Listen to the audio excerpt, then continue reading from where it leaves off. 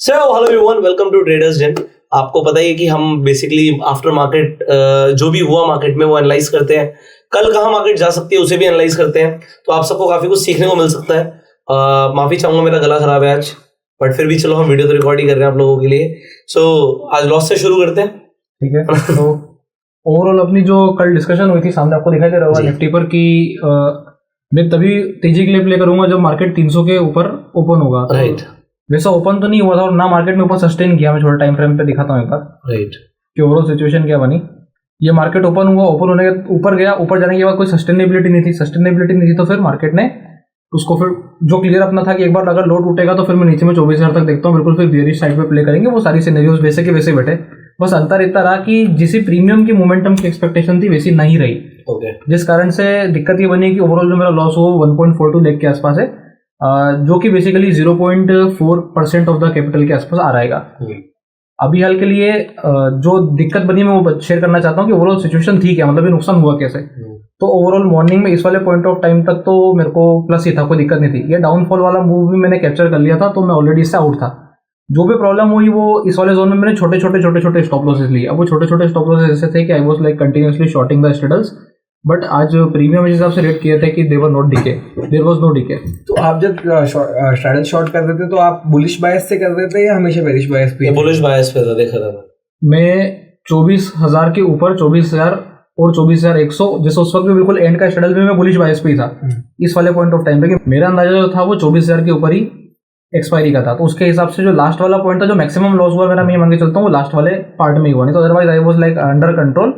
और कोशिश मेरी ये थी कि I will stop the day before -1, क्योंकि जिस हिसाब से डे बिल्कुल एंड होने को आ जाता है तो उस हिसाब से मेरा स्टॉप लॉसेस भी छोटा होता चला जाता है। जैसे मॉर्निंग में लूंगा मैं, तो मॉर्निंग में शायद तक 2-2.5 तक जा सकता है माइनस, और जब जैसे डे जाते जाते चला जा रहा है तो फिर अब माइनस को मैं बड़ा नहीं कर सकता, क्योंकि मुझे पता है कि इतना बड़ा माइनस कवर होता नहीं है। मॉर्निंग में कवर हो सकता है, तो मॉर्निंग में you can go with -2 lakh, -2.5 lakh, जो कि लगभग 0.8% ऑफ द कैपिटल होगा। बट अगर जैसे जैसे डे एंड होते जा रहा है, अब आधा दिन खत्म हो गया, तो आधा दिन के बाद you can't go with 2.5 lakh, क्योंकि अब इतना बनेगा भी नहीं, तो इसमें भी नहीं बचेंगे। आपने वो जो स्पाइक आई थी नीचे की साइड, वो कैसे हैंडल की? Can you explain that? हाँ, तो मैं बता रहा हूँ ना, जैसे ये मार्केट जो मैं सिनेरियो बिल्कुल क्लियर था कि मार्केट अगर ऊपर से नहीं संभलेगा, जो अपना कल का व्यू था, तो डेफिनेटली फिर वो लो ब्रेक करके 24,000 तक जाने का बिल्कुल क्लियर अंदाजा रहेगा। वो क्लियर था अगर मार्केट कल 300 से 500 के बीच में नहीं टिकेगा तो नीचे में 24,000 तक जाएगा, अगर लो तोड़ेगा तो यहाँ पे उसने डे लो क्लियर किया था, और जैसे ही उसने ये फॉल करना शुरू किया था, I was out, like I was not in the game. I was pretty sure कि ये कंटिन्यूस नीचे जाएगा और 24,100 और 150 के आसपास जाकर रुकना चाहिए, और स्लोली नीचे जाएगा तो 24,000 के आसपास एक्सपायरी होगी। तो वो प्ले था मेरा आज का। बट यहाँ पर जैसे अपनी स्ट्रैटेजी में भी है, डिस्कशन में है कि अगर बायसनेस ले ही रहे हो तो उस बायसनेस के साथ हम एक्स्ट्रा कॉल शॉट रखते हैं।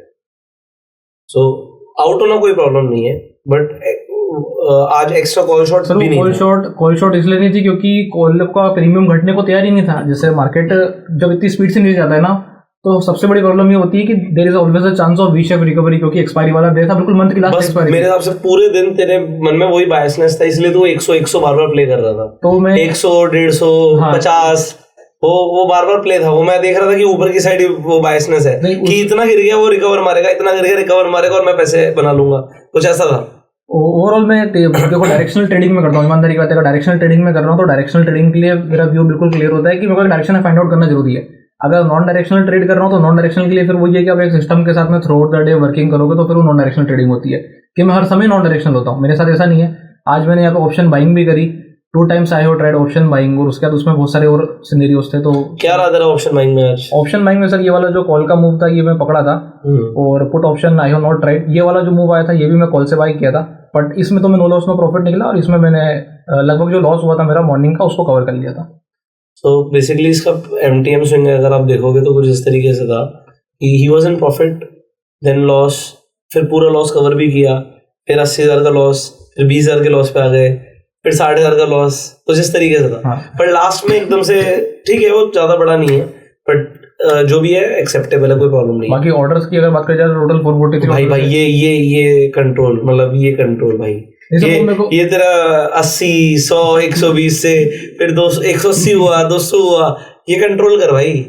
सर वो मेरे को क्लियर है। इसमें देखो ऐसा है कि ऑर्डर इसलिए जा रहे हैं क्योंकि कोशिश मेरी ये थी कि पहली प्रायोरिटी है अकाउंट जो है मेरी कोशिश थी कि मैं उसको उस हिसाब से मैनेज करूं कि ऑर्डर्स मैटर ना करें। सपोज 500 ऑर्डर्स भी हो रहे हैं तो मेरा प्रॉफिट अगर 1 को पार कर देगा तो वो 500 ऑर्डर्स भी नियरली नहीं करेगा। नहीं, वो नहीं करेगा, वो मुझे भी समझ आ रहा है, but as per what we have discussed, first we were at a single straddle, now we are playing multiple straddles. मुझे भी समझ आ रहा है कि मल्टीपल स्ट्रैडल पे आ गए हैं, क्वांटिटी भी डिवाइड हो रही है। हमें बट ना एक चीज ध्यान रखनी है, एक भाई 900 क्वांटिटी मारते हो बैंक निफ्टी की, 1800 क्वांटिटी मारते हो निफ्टी की, दैट्स अ फ्रीज क्वांटिटी। अगर ब्रोकरेज मतलब हमें थोड़ा सा भी ध्यान रखना है तो फ्रीज क्वांटिटी जानी चाहिए ज्यादा हुई नहीं सर। फ्रीज क्वांटिटी में दिक्कत है, फिर फ्रीज क्वांटिटी जाएगी तो फिर जो लॉस होगा वो लॉस फिर बहुत इजीली मेरे को 1% पार कर देगा, बहुत इजीली 1% पार कर देगा। मैं वो बात समझ गया, वो प्रॉफिट भी पार करेगा, जब प्रॉफिट आएगा तो वो प्रॉफिट भी पार करेगा। मैं प्रॉफिट और लॉस की बात नहीं कर रहा, बट दे मतलब यहाँ पे जो नंबर ऑफ ऑर्डर्स है they are huge, so will have to restrict them less than 150 मतलब मैक्सिमम इतना ही होना चाहिए। मतलब फिर हम बहुत ज्यादा मैंने we are doing much more firefighting that may be not required। नहीं सर, तो आज का मार्केट इस हिसाब से था तो आज का मार्केट था, नहीं तो वैसे मुझे पता है कि 300 से ज्यादा, मतलब 300 के तो मेरे खुद के लिमिटेड, 200-250 से ज्यादा ऑर्डर में खुद भी क्लियर है, बहुत ज्यादा है वो क्लियर है मेरे को। वो आज तो मार्केट इस हिसाब से वर्क किया था कि उसके साथ में मैं continuously through out the day try किया था, और वैसे भी मैं मेरी ट्रेडिंग लगभग 1-1.5 बजे तक रोक देता हूँ, क्योंकि मेरे को क्लियर हो जाता है कि आज प्रीमियम अवेलेबल था। आज ऐसा था कि you can trade till 3 PM, अगर आपको डायरेक्शन सही लग रहा है तो 3 PM तक भी जा सकते हैं, क्योंकि चांस था कि पैसा बनेगा करके। बस दिक्कत वही हुई कि सिंपल सीधी से बात में बोला जाए तो मार्केट थोड़ा सा डायरेक्शनल वाइज प्रीमियम को होल्ड करके चल रहा था, तो वो एक दिक्कत की बात रही। अगर उसने थोड़ा सा भी थीटा दिया होता तो फिर इतनी दिक्कत नहीं होती, फिर ये 0 पे बंद होता। वो PNL doesn't matter right now, वो एक्सेप्टेबल रेंज के अंदर है ना, कोई प्रॉब्लम नहीं है, बस नंबर ऑफ ऑर्डर्स ज्यादा है। हाँ सर, वो मेरे को क्लियर है, वो हो जाएगा, उसमें कोई दिक्कत नहीं है। Next Shivam, alright, directional trader, direction में मजे आ गया है। हाँ, डायरेक्शन में मजे आया, और जैसा मैंने कल का आपका एनालिसिस भी बताया था, आप सही कह रहे थे यार, एक जो पिट है ना उसका 20% होना चाहिए था इसके बाद। हाँ यार, फील हो रहा था, जबकि इसका कैपिटल बढ़ाया था, इसने ट्रेड भी नहीं मारी था कैपिटल। पर वो मार्केट की वजह से मेरी गलती नहीं थी। ठीक है, चलो। तो सर, जैसा मेरा कल का एनालिसिस था कि ये 24,265 जो ये आपका जो सपोर्ट था, इसके नीचे इसके सस्टेन करेगा, तो पहले तो मैंने कॉल शॉट मारी थी अपने स्ट्रेटेजी के अकॉर्डिंग। वहां पे मुझको लॉस हुआ था, अराउंड 5,000 का रुपए का लॉस हुआ था, 24,300 की कॉल थी, ठीक है।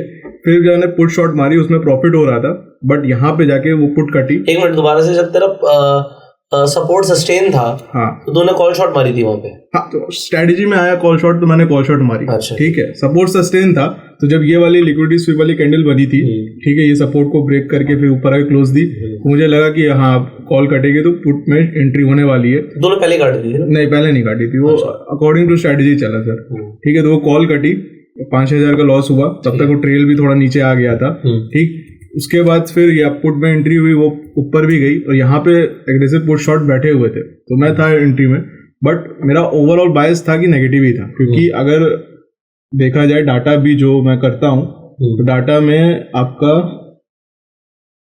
FIIs में निफ्टी को शॉर्ट करके गए थे वो, ठीक, और जो है प्रो वो इंडिसिसिव थे। तो निफ्टी जनरली करता हूँ, तो निफ्टी मेरा शॉर्ट था, मुझे पता था निफ्टी फ्यूचर देखिए यहाँ पे निफ्टी मीडियम बेरिश है, अच्छी क्वांटिटी था, 15,000 से ये लोग शॉर्ट थे।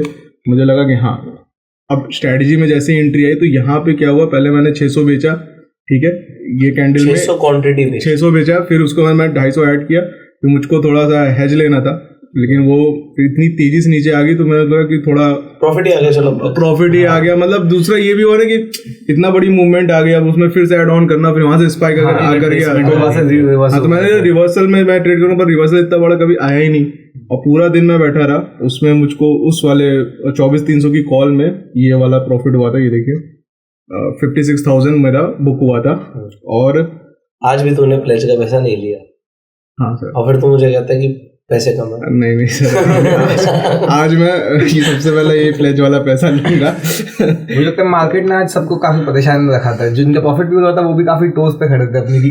नहीं, ये नहीं खड़ा था इसे। मैं तो आराम से था कॉल में, लेकिन तुझे कितने बजे मैंने फोन किया था? तुझे मैंने कितने बजे फोन किया था? शायद वो वाला मूव आने से पहले फोन किया था, ये वाला, बस इससे ही पॉइंट वाले। हाँ, ये वाले इससे पहले, हाँ, यहीं पे इस रेड कैंडल पे फोन किया था। हाँ, इस वाले कैंडल पे मैंने रेड कैंडल पे से बोला कि यार यहाँ पे, हाँ एक मिनट, तेरी नहीं 24,000 यहाँ पे हम लोग ने काट दिया था सर, इससे पहले वाले मूव पे काटा होगा। ये वाले नहीं, आप पहले आ जाओ। ये वाले मुंह पे आपने बोला था ना।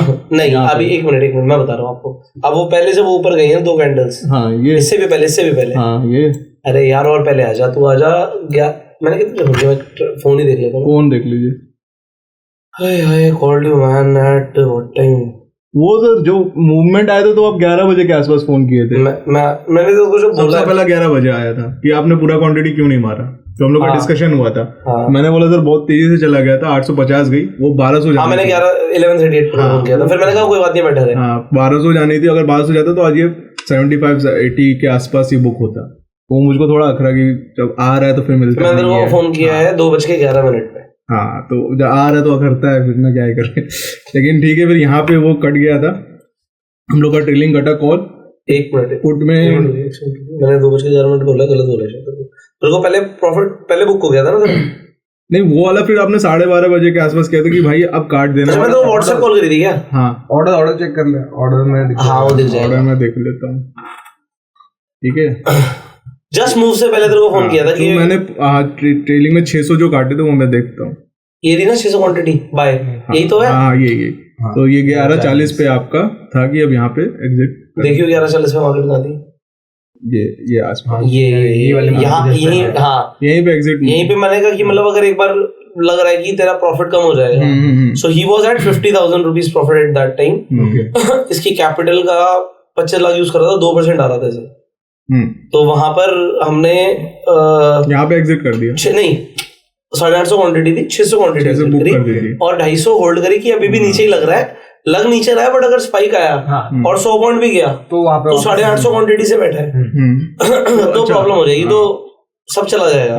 सो वो मूव कैप्चर का फायदा ही खत्म हो गया ना। हाँ नहीं हो रहा। हाँ तो ये था, यहाँ पे हम लोग का जो था एग्जिट हुआ था, फिर उसके बाद एंट्री करते थे, यहाँ पे हम लोग का कटा था। फिर यहाँ पे हम लोग ने पुट की एक एंट्री ली थी इसी पे। सो 250 में भी ओवरऑल और ज्यादा प्रॉफिट हुआ होगा। हाँ 250 में भी ओवरऑल कितना?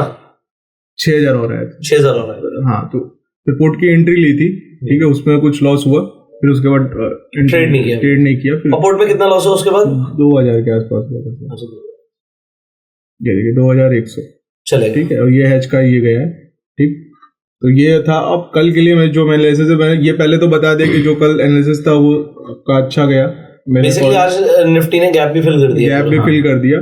तो मेरे लिए अभी ये देखिए, ये रैली बेस्ड डिमांड जोन है और मुझको अभी भी वीक लगती है निफ्टी। अगर ये ब्रेक करेगा तो ये फ्लिप हो जाएगी डिमांड सप्लाई में, वापस से रिट्रेसमेंट आके कुछ इस तरीके से मार्केट जा सकती है। दिखा दूं स्क्रीन पे, लाइक ऐसे करके फिर ये कंटिन्यू ऐसे मूवमेंट नीचे की तरफ रह सकता है, ठीक है। फिर ये ऐसे रिट्रेसमेंट हो गया, ऐसे बना के जा सकती है, जब तक अगर ये नया आपका वो तोड़ती है, लो तोड़ती है, तो फिर ये मेरा ट्रेलिंग हो जाएगी कि जब इसके ऊपर निकलेगा फिर ट्रेंड बदलेगा 24,333 जो तुम्हें कल भी बोल रहा था। हाँ, फिर वो अगर न्यू लो बनाने के बाद ये हमारा हायर न्यू लो हो जाएगा, तो इसके ऊपर जब निकलेगी मार्केट तब फिर वापस से ट्रेंड बदल सकता है। मेरा एक क्वेश्चन था इसमें। हाँ सर। जैसे आप निफ्टी चेक करते हो तो सेंसेक्स भी थोड़ा सिमिलर मूव करता है निफ्टी के, तो वो आपने कंपेयर किया गया कि कितना परसेंटेज सेम रहता है वैसा? नहीं, मैंने कंपेयर नहीं किया। प्रीमियम बेसिकली ज्यादा रहते हैं सेंसेक्स में। हाँ वो रहते हैं सर, पर जो इंडेक्स है ना वो थोड़ा सिमिलर मूव करती है। जनरली लगभग रेशियो मैंने देखा है 1:3 का रहता है, मतलब मोस्ट ऑफ द टाइम। नहीं, जो परसेंटेज ऑफ मूव है मैं उसकी बोल रहा हूं। वही जैसे लेट्स से कि अच्छा परसेंटेज, मतलब मैं उस फॉर्म में देखता हूं कि जो किसी एक पर्टिकुलर पॉइंट पे मूवमेंट आता है वो लगभग 1:3 का। नहीं, बट आपका आंसर और क्वेश्चन शायद मैच नहीं हुआ। मतलब अगर जो कंपोनेंट्स वाइज देखो तो निफ्टी 50 कंपोनेंट्स और सेंसेक्स 30 कंपोनेंट्स में जो लास्ट के 20 है उनका वेटेज सिर्फ 17% है। तो ऐसे टेक्निकली देखो तो 83% कोरिलेशन 1:1 कोरिलेशन 83% कंपोनेंट्स का, कि जो निफ्टी में हो रहा है वही सेम चीज सेंसेक्स में होगी। 83% टाइम्स तो है। वो बचे हुए 20 स्टॉक जो है निफ्टी में जो ज्यादा है सेंसेक्स से, उनमें उनकी वजह से थोड़ा बहुत आगे पीछे होता है कि ऐसा नहीं है। सेंसेक्स में भी किसी चीज का वेटेज ज्यादा बढ़ा हुआ है कंपेयर टू, तो वो 87% मैच करता है, खाली वो 13% का डिफरेंस आता है। तो मेरा जो बोलने का जो पर्पस था ना वो ऐसा था कि अगर सेंसेक्स में आज कैसा हो रहा था कि बैंक निफ्टी में थोड़ा सा पहले मूव आ रहा था 1 मिनट पहले फिर निफ्टी से, तो वो में भी आपको हेल्पफुल हो सकता है। अच्छा, मूव प्रेडिक्ट करने के लिए। ओके, मतलब you can have both the charts. हां, बोथ द चार्ट होते हैं कि मैं कोरिलेशन समझ के फिर अपने अकॉर्डिंग मैं जल्दी एग्जिट भी ले सकता हूं, जरूरी नहीं कि उसका वेट करूं एग्जिट का। थैंक यू सर, ये अच्छा चीज बताया आपने। और आप क्या बता रहे थे 1 to 3? मतलब मैं समझ गया क्वेश्चन, मैं पहले क्वेश्चन को दूसरे सेंस में ले रहा था. इट्स लाइक कि किसी पर्टिकुलर पॉइंट में जो पॉइंट्स में मूवमेंट आता है, मैं उसको कंपेयर कर रहा था कि उस तरीके से मूवमेंट जर्नली इस तरीके से आता है. तो आई गेट योर क्वेश्चंस. सो आज का पैनल मेरा लाट 45,232, जो कि ऑलमोस्ट आपका 1.8 के आसपास है. Okay sir. बट बहुत ज्यादा खुश होने की हमें जरूरत नहीं है. नहीं सर, है ना, क्योंकि दिस इज नथिंग एक्चुअली तेरी कैपिटल भी कम है यार. ये कल बोल रहे थे मेरे को, ये कह रहे थे मेरा वाला अकाउंट ही दे दो. ठीक है पर ठीक है, your capital will be increased definitely. तो हम बढ़ा ही रहे हैं इस अकाउंट में पैसे, तो फायदा हो जाएगा. ऑलराइट, तो आपका क्या रहा? सुबह तो आप ट्रेड में थे ही नहीं. हाँ, मैं सुबह ट्रेड में था. पहले स्टार्टिंग में था, फिर बीच में मैं एग्जिट किया था. तो आज जो दिन आपने कितने बजे शुरू किया था दिन? मैं दिन तो शुरू किया था अराउंड 10 के आसपास. 10 बजे तक ट्रेड ही नहीं था ना? तो 10 बजे तक नहीं था. 9:55 पे एक्चुअली पहला ट्रेड था मेरा. तो पहला ट्रेड आपका अपस्टॉक्स पे था? हाँ, पहला ट्रेड अपस्टॉक्स पे था 9:55 पे, और सिमिलरली दूसरे अकाउंट पे भी 9:55 पे था. आज का दिन मतलब मैं ऑनेस्टली अपने स्ट्रैटेजी के हिसाब से बोलूँ ना, तो अपॉर्चुनिटी फाइंड करने का डे था, और वो आज दिख नहीं रहा था. So it was tiring day in terms of finding opportunity in the market. मैं इसका मतलब रीजन दूं जिस तरह की स्ट्रैटेजीज में हूँ. सबसे पहले जो प्रीमियम थे ना स्ट्रैडल के, तो वो लगभग 150 के आसपास थे, और वो उसी के अराउंड घूमते रहे. लाइक इनिशियली कुछ टाइम पे था, क्योंकि जो मैं निफ्टी में ट्रेड करता हूँ वो थोड़ा लेट शुरू करता हूँ. राइट. जो हिस्टोरिकल बिहेवियर है उसको देख के. अब वो हिस्टोरिकल बिहेवियर को देख के मैंने थोड़ा लेट शुरू किया, एंड उसके बाद जो मार्केट में ये जो स्पाइक आया, ये जो मूवमेंट आया, तो ऐसे कुछ स्ट्रैटेजी होते हैं जब मैं डायरेक्शन पकड़ लेता हूँ. बट आज जो प्राइसिंग थी ना, वो इतनी ज़्यादा लाइक इनडिसिसिव थी कि किसी भी पॉइंट पे वो पर्टिकुलरली चेंज कर रही थी. यानी कि कॉल पुट में जब प्रीमियम में चेंजेस आ रहे थे, वो क्वांटिफाई करना कि ये सस्टेन करने वाला है या फिर नहीं, वो थोड़ा मुश्किल था. इस वजह से ही मैंने जब ये एक बार को मूव आया, और मुझे कहीं कहीं कोई डायरेक्शंस में जो मैंने पोजीशंस बनाए थे, वहाँ मुझे थोड़े बहुत भी, मैं स्क्रैच के अराउंड ही था नियर, तब भी मैंने उसको एक बार को ख़त्म किया, क्योंकि दोबारा से जो रिट्रेसमेंट थी ना, वो भी बड़ी हो सकती थी. तो फिर मैंने अपनी जो पोजीशंस बनाई वो थोड़ा लेट शुरू किया, और मुझे ये था कि जब तक वापस से 150 के आसपास प्रीमियम नहीं आ जाता, तब तक तो मुझे मार्केट में नहीं घुसना, और वो अपॉर्चुनिटी पूरे दिन नहीं दिख रही थी. बट फिर भी मैंने जब ये मूवमेंट आई, मतलब ये जब फॉल आ गया, एंड देन उसके बाद पूरे दिन मेरी बायसनेस बेरिश की थी. मैंने वीडियो लास्ट में भी कल भी बोला था ये चीज़. बट स्टिल बेरिशनेस के बाद भी वो एग्जीक्यूशन के लिए राइट एंट्री पॉइंट नहीं मिल रही थी इन टर्म्स ऑफ प्रीमियम, क्योंकि वो हाई रह रहे थे. तो अगर मैं किसी तरफ डायरेक्शनल भी हो रहा हूँ ना, तो मेरे स्टॉप लॉसेस हंट करने के चांसेस बहुत ज़्यादा थे कि वो कभी भी हिट कर सकते हैं. तो क्वांटिटी वाइज मैं बहुत ही कम पे था जब भी था. कई बार कोशिश करी कि अपॉर्चुनिटी मिला एक बार एंटर करूं, एंटर भी किया, पर वो कॉन्फिडेंस नहीं आ पा रहा था जस्ट बिकॉज ऑफ प्रीमियम. तो मैं एग्जिट भी कर रहा था. तो आज के दिन मेरा इसलिए डे आउट एग्जिट एंट्री 2-3 बार ही किया, क्योंकि मुझे ये था कि जब भी प्रीमियम मेरे को 100 के अंदर दिखेगा, then I will try to capture those. But जब वो अपॉर्चुनिटी आया, उस समय मार्केट मूव कर रही थी, और जब मूव कर रही होती है तो आप वो प्रीमियम दिख तो रहा है कि वो कम हो रहा है, बट एक्चुअली वो डिफरेंट स्ट्राइक्स पे जा रहा है. तो वो कैप्चर करना शुड बी लाइक एक कॉल लेना. और मैं अपने स्ट्रैटेजीज में मोस्टली ऐसा नहीं होता हूँ कि मैं नेकेड या फिर मैं बोलूँ हेज के साथ भी किसी एक डायरेक्शन में जाऊँ. पोजीशंस रेशियो वाइज डिफरेंट रह सकते हैं, बट रहना मुझे दोनों साइड होता है. तो उस केस में भी नहीं मैं ज़्यादा एंटर किया. एंड में अराउंड जब मुझे थोड़ा सा प्रीमियम दिखा 90 रुपीज़ के आसपास, एक अकाउंट में मैंने थोड़ी कोशिश की, वो भी बहुत लाइट क्वांटिटी से, क्योंकि अगेन वहाँ पे भी बहुत इंडिसिसिव था मार्केट कि वो किसी भी डायरेक्शन में जा सकता है. जैसे ये पॉइंट ऑफ टाइम पे भी मैं बोलूँ ना, ये जो मूवमेंट आया इस जोन में, तो यहाँ पे भी बहुत इंडिसिसिव थी. तो फिर मैंने छोटे क्वांटिटी से काम किया, और मतलब ये जो अपस्टॉक्स वाला अकाउंट है, इसमें मैंने ट्रेड एग्जिट कर दिया था अराउंड 1:30 बजे. तो it was not that scratch day था इसमें. स्क्रैच ऑर्डर्स कितने थे? ऑर्डर्स 86 ऑर्डर्स थे इसमें मेरे. 400 तो नहीं है. नहीं, मेरे जो रेगुलर ऑर्डर होते हैं लगभग उसके नियर अराउंड ही था. बट अगेन लाइक वो डे कंप्लीट करता हूँ मैं उस ऑर्डर्स में. आज एग्जिट एंट्री कई बार किया, दैट्स व्हाई थोड़ा सा इस कॉम्पोजिशन जिस क्वांटिटी में मैंने काम किया उससे थोड़ा ज़्यादा है, स्लाइटली ज़्यादा है, बट डिसेंट है मतलब. और दूसरे वाले अकाउंट अगेन इसमें थोड़ा स्विंग ज़्यादा था, बट मैंने एंड में बैठ के कोशिश किया कि इसको स्क्रैच पे ले आऊँ, और वो तक आ पाया, कि स्क्रैच तक आ पाया. तो overall for my strategy it was not meant to be today's day. Like ऐसा था कि I'm just trying to hit But it out. honestly speaking, volatile थी मार्केट, और अगर वॉलेटिलिटी में हमने पैसा खोया नहीं है ज्यादा, it was a good day. हाँ, Yeah, in terms of that, मतलब I'll say that. मतलब नॉन डायरेक्शनल ट्रेडर के लिए आज का दिन वायबल ही नहीं था. exactly. अगर आप सस्टेन हो तो बढ़िया हो. एग्जैक्टली मतलब पॉइंट भी यही हो रहा था एट द एंड में मेरे दिमाग में कि यही चला था कि you have to sustain this, like don't play around with a huge margin so that you can sustain the market, and if you will find the opportunity then you will enter. So overall ऐसा ही दिन था. Again अगर market को view के लेके बात करूं तो कल का मेरा प्लान यही था कि अगर इसके ऊपर गया, ये रेजिस्टेंस इसने ब्रेक किया, तो उसके बाद ही मेरी स्ट्रैटेजी में भी ये कि वो डायरेक्शनल हो जाता इन टर्म्स ऑफ अगर प्रीमियम डिसेंट होते तो. बट आज जब ये फॉल आया तो उस फॉल में मैं एग्जिट किया. बट अगर व्यू के टर्म से बात करूँ तो अभी भी बेरिश ही लग रहा है मुझे. गैप फिल हो गया है. गैप फिल होने के बाद जिस लेवल पे अभी है ये कंप्लीटली वही फिल किया था, थोड़ा हिंज नीचे की तरफ मारा और उस लेवल पे इसने क्लोज किया है. तो स्टिल इट्स बेरिश. जो भी व्यू के टर्म से अगर बात करूँ तो बेरिश है. But in terms of strategy I will go with the same strategy. अगर मेरे को कल की अगर बात करूँ तो सेंसेक्स के जो प्रीमियम है थोड़े हायर साइड है, जो हिस्टोरिकली थोड़े इससे कम होते हैं. और वो भी आज के दिन में जो प्रीमियम बढ़ा था इट वाज लाइक ह्यूज. मतलब जिस तरीके से वो 600 से 850 गया है, 700 से 690 873 गया था. 700 से हाँ 700 से 873 200 पॉइंट बढ़ गया प्रीमियम मोटा मोटा. तो लगभग वो मूवमेंट के बाद भी ऐसे पूरे दिन रहा. एंड में डिके आया उसमें. बट अगेन फिर मैंने टेस्टिंग क्वांटिटी जो मेरा है वो मैं एक तो वो लेके गया हूँ. टेस्ट करो जितना मर्जी टेस्ट करो. So that's it. आज का दिन यही था. बट अच्छी बात है. मतलब even as this was a volatile day और निफ्टी की मूवमेंट भी ज्यादा थी.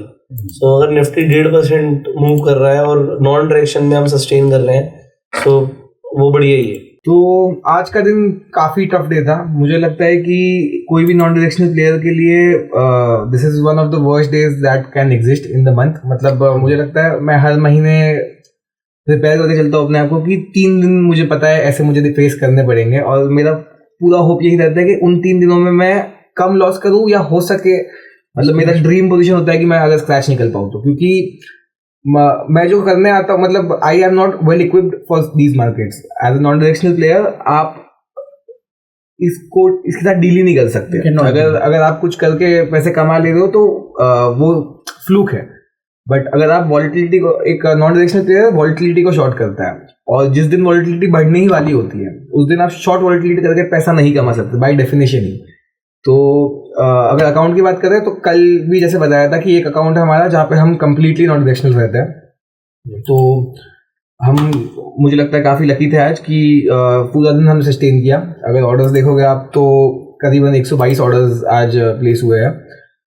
तो पूरे दिन मार्केट में कहीं ना कहीं सस्टेन करने की कोशिश कर रहे थे कि सर्वाइव कर ले. तो जो कंप्लीटली नॉन डायरेक्शनल स्ट्रैटेजी थी उसने कई बार प्लस दिखाया, कई बार नेगेटिव दिखाया, बट कभी भी ज़्यादा पॉजिटिव नहीं गई या कभी भी ज़्यादा नेगेटिव नहीं गई कि कोई स्केयर क्रिएट हो जाए या कहीं पे ग्रीड भी क्रिएट हो जाए कि शायद पैसे बन जाएंगे. सो प्रीमियम देख के और छोटा रखा होगा. हाँ, तो मैंने प्रीमियम भी जिस हिसाब से मूव कर रहे थे उस हिसाब से कभी स्केल इन करने का नहीं सोचा. So, आज मैक्स मार्जिन कितना यूज किया? आज इसमें मुझे लगता है मैक्स मार्जिन यूटिलाइज हुआ होगा 1.5-1.6 ईयर तक का. हाँ, एंड जहाँ पे हम डायरेक्शनल नॉन डायरेक्शनल ट्रेड करते हैं वहाँ पे हमें लॉस हुआ है 44,000 का. तो ये लॉस मैं बताता हूँ कि किस पॉइंट पे जाके हमको रियलाइज हुआ है. तो जैसे कल परसों 2 दिन से मैं बेरिशनेस का वायरस लेके चल रहा था, लेकिन कल मार्केट ने मुझे रॉन्ग प्रूव कर दिया अप मूव देके. और कल मैंने बोला था कि यहाँ से मैं मार्केट का कोई क्लियर व्यू नहीं निकाल पा रहा कि मार्केट अप जाएगी या डाउन जाएगी. और जिस दिन मैंने मेरा व्यू छोड़ा उसके अगले दिन मार्केट ने मेरा व्यू पूरा कर दिया. तो ये एक लर्निंग मुझे आज मिली है कि आपको आपके व्यू को लेके थोड़ा और रिस्क मैनेज करते हुए, लेकिन आपको आपका व्यू लेके थोड़ा और डेफिनेटिव होना पड़ेगा. मतलब अगर आप स्ट्रॉन्ग हैंड जिसको बोलते होते तो इस हाई के ब्रेक होने के पहले तक आप आपका बेरिश व्यू नहीं तोड़ते थे, और मार्केट ने उस चीज़ को रिस्पेक्ट किया. तो आई थिंक ये एक लर्निंग रही है पिछले 2-3 दिनों की कि अगर आपका लेवल नहीं टूट रहा है तो आपको आपका व्यू नहीं चेंज करना चाहिए. तो डायरेक्शनल नॉन डायरेक्शनल स्ट्रैटेजी में भी इस मूव में कुछ दिक्कत नहीं आई. इस मूव में कोई दिक्कत नहीं आई. इस मूव में फर्स्ट कैंडल के टाइम हम लॉस में थे, लेकिन जैसे स्ट्रैटेजी डायरेक्शनल हो गई तो इस कैंडल के एंड होते होते हम वापस पूरा रिकवर कर चुके थे. जो मेजर जो दिक्कत आई है वो इस मूव में आई है। जब मार्केट ऊपर गई पहले तो यहाँ पे कॉल्स में स्टॉप कट गया और फिर वहीं से नेक्स्ट इंस्टेंट में वापस नीचे आके पुट्स में भी स्टॉप कट गया। तो यहाँ पे मुझे लगता है थोड़ा सा जो लॉस हुआ है वो यहाँ पे हुआ था। एंड देन इस मूव के आने के बाद में मार्केट बहुत चॉपी हो गई थी और फिर अचानक से प्रीमियम 120 से 70 हो गए थे ऑलमोस्ट इंस्टेंटेनियसली। और फिर बाद में फिर बाद में मार्केट में कोई प्रीमियम बचा ही नहीं था कि आप कवर अप कर पाओ दिन में। तो I think as a day काफी टफ डे था and I think monthly expiry थी। तो ये वाला जो मूव आया था ना ऊपर का, ये वाला, हाँ नहीं इसके पहले, इसके बाद वाला, ये वाला, ये वाला। तो इसके बाद ही जो मेरा व्यू बना था ना वो 24,000 के ऊपर की एक्सपायरी का इसके बाद ही हुआ था। नहीं तो मैं इसके पहले कोशिश कर रहा था कि 24,000 के नीचे ही मार्केट एक्सपायरी कर सकता है, क्योंकि रहता भी जब मंथ की लास्ट एक्सपायरी होती है तो एक लास्ट का रहता है कि एक really we can expect in the last month of the expiry. मतलब मंथली एक्सपायरी के टाइम पे ये होता है कि कई स्टॉक्स को ऊपर एक्सपायर कराना होता है, कई स्टॉक्स को नीचे एक्सपायर कराना होता है। तो जो अप मूव आता है वो उन स्टॉक्स की वजह से आता है जिनको ऊपर एक्सपायर कराना है, फिर कुछ स्टॉक्स इनको नीचे भी एक्सपायर कराना है। तो ये डाउन मूव आता है उन स्टॉक्स की वजह से जिनको नीचे एक्सपायर होना है। तो मतलब जनरली अगर आप देखोगे तो 2:30 बजे के आसपास निफ्टी की मंथली एक्सपायरी में 2-वे मूव हमेशा आता ही आता है। हाँ वो क्लियर है। तो जब ये 2-वे के बाद में 3-वे हो गया तब मुझे लगा कि इसके बाद अब यहाँ से ज्यादा प्रीमियम भी नहीं बचे, ज्यादा अपॉर्चुनिटी भी नहीं बची।